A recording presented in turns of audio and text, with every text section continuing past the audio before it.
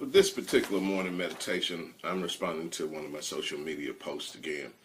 And it says, I wrote, your trip from good to great is only delayed by your own resolve. Never allow greatness to intimidate you. It can be yours too. Now go get it. And then for this particular morning meditation, the title would be Going from Good to Great.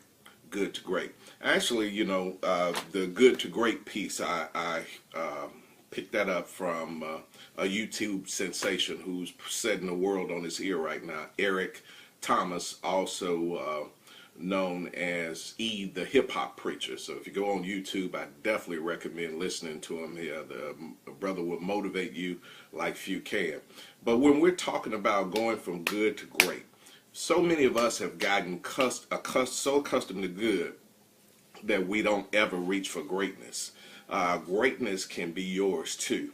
I guess complacency gets us to the point where I have to tell you that good is the enemy of better, and better is the enemy of best.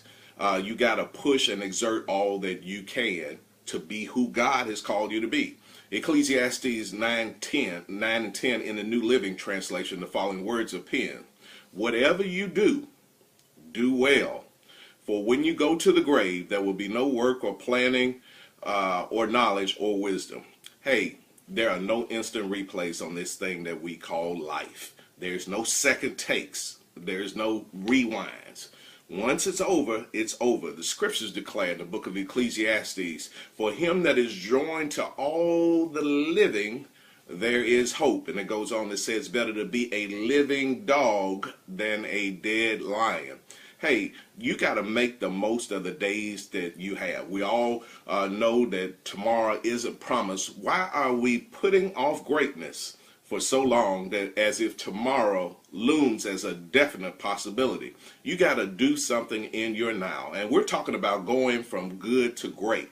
What I wrote is that you have to develop the resolve, and that our trip to greatness is only delayed by our own resolve. So I went to the lexicographer. The word resolve means to come to a definite or earnest decision about or determined to do something. You got to make a decision that you're going from good to great.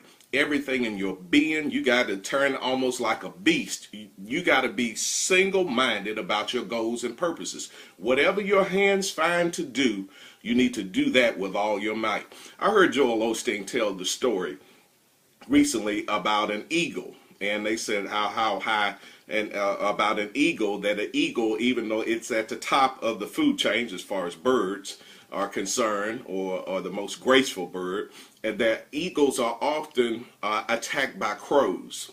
And even though the eagle may have equal strength to rid itself of the crows, that an eagle simply doesn't fight the crow, he just keeps raising higher.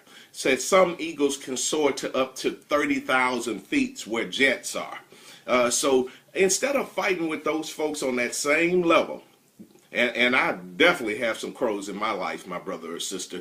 I just choose in 2015 that I'm not going to battle with any crows. I'm just going to soar higher. If they're going to fight me, they're going to have to fight me on another level. Still talking to you about going from good to great.